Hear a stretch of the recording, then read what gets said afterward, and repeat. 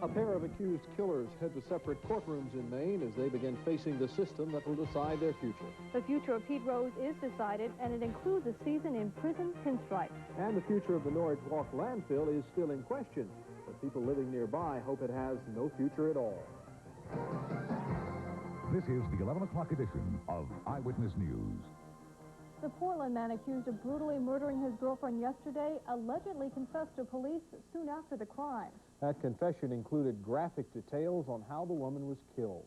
The coroner's report actually shows 2 causes of death in the murder of Monica Malcolm. Bob Dyke was in court today for the arraignment of Roland White and also for the arraignment of another accused killer, Anthony Sanborn. This is a man accused of killing his girlfriend yesterday, Roland Robert White, on his way to his arraignment at the Cumberland County Court. The victim, whose body was found in the bedroom of this apartment house on Congress Street, was Monica Malcolm. Someone had beaten her, stabbed her, and cut her throat. In court today, police submitted an affidavit which claims that White confessed to them, allegedly saying, "I cut her throat. It's pretty ugly. She will need a closed casket, but she looks better dead." The judge ordered that White be taken back to jail and held there without bond until his next court appearance. The other case concerned Anthony Sanborn, now 18. He is accused of murdering a Portland teenager, Jessica Lynn Briggs, and of throwing her body off a pier last year when he was a juvenile. This afternoon, a judge ruled that there was, in her opinion, enough evidence to try Sanborn, but yet to be decided is whether he should be tried as a juvenile or as an adult. That's a hard one to call. That's a very hard one to call. If the juvenile is eventually bound over as an adult, he'll have to be tried in superior court in front of a jury where the standard of proof is much higher. Up to now, their client had been a guest at the Maine Youth Center, where he had a record of escapes following previous but unrelated convictions. But this afternoon, he was transferred to the more secure and adult county jail until his next court appearance. Bob Dyke, Eyewitness News. Portland police are worried that they are increasingly becoming a target for violence in the streets. 3 times in recent months, cops have been assaulted during arrests. Lisa Gardner has more. If you think your job is bordering on the painful, listen to this. You know, I got kicked, I got punched, I got bruises, my nose is cracked in 2 places. I mean, I got a tooth I may lose. Lieutenant Dion is one of almost 50 Portland cops who've been assaulted on the job since January. And it's not just Portland. Attacks on cops across the state are up almost 20% from last year. One officer has damaged 10 of his teeth from being punched and kicked in the mouth. Another officer had damage to several of his teeth from being punched in the mouth. And the other night, a police lieutenant trying to arrest a robbery suspect was beaten and suffered a broken nose and a concussion. The chief says a big part of the problem is an increase in substance abuse. A few weeks ago, a man with a knife went after a Portland cop on Vesper Street. The officer is okay, but he shot the man to death to protect himself. The autopsy showed the man's blood alcohol level was .16, twice the legal limit. You go to arrest a robbery suspect and 5 people jump you and beat you and kick you to the ground. I mean, you just don't know what you're going to go into in these situations, and that's why it's a dangerous occupation. I mean, I've been hurt before. That doesn't make me a hero either. I just guess that is part and parcel. You kind of expect that's going to happen. In Portland, Lisa Gardner, Eyewitness News. History was made in California today when the doors opened on the Richard Nixon Library. Never before have 4 presidents shared one stage to honor one of their own. Bill Greenwood has the story from Yorba Linda, California. It was an absolutely extraordinary sight. On the same dais, 4 men known to Americans as Mr. President and their 4 First Ladies.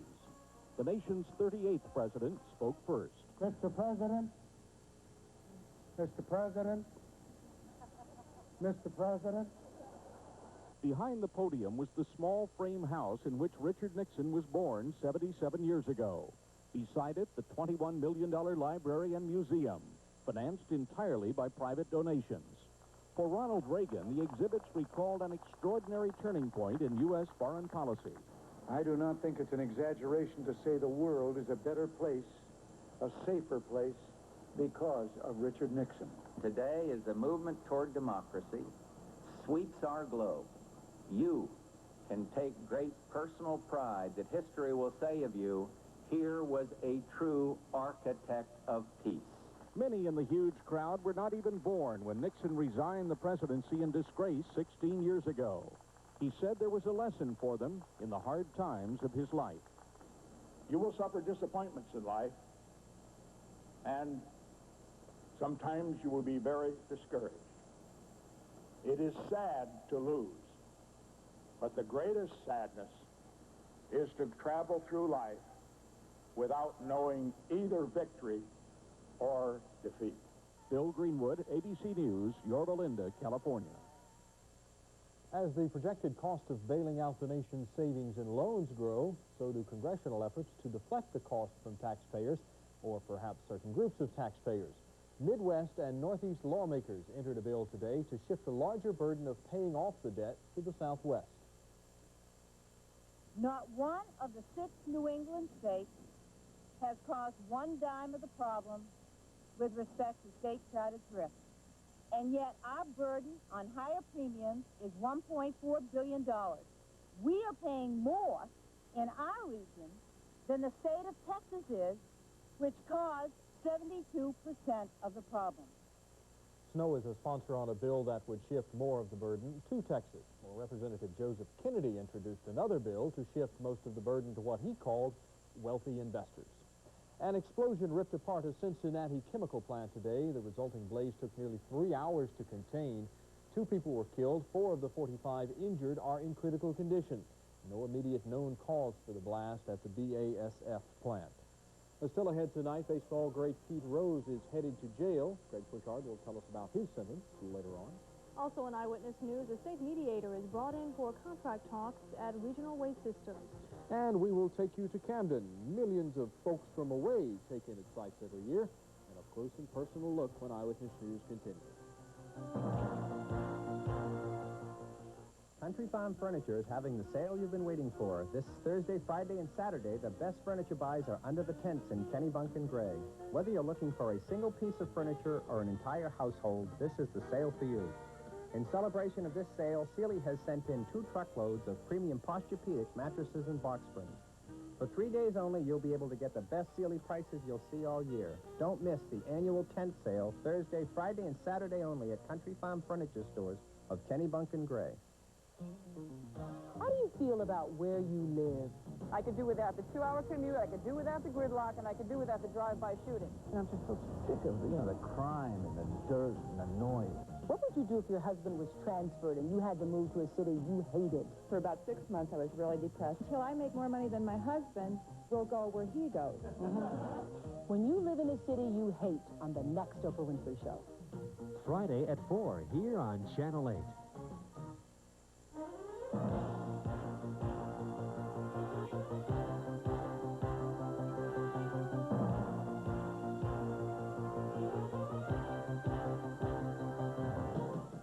Hart's Turkey Farm, a family-owned restaurant, treats your family with special care. Hart's Turkey Farm Restaurant at the junctions of Routes 3 and 104 in Meredith, overlooking Lake Winnipesaukee.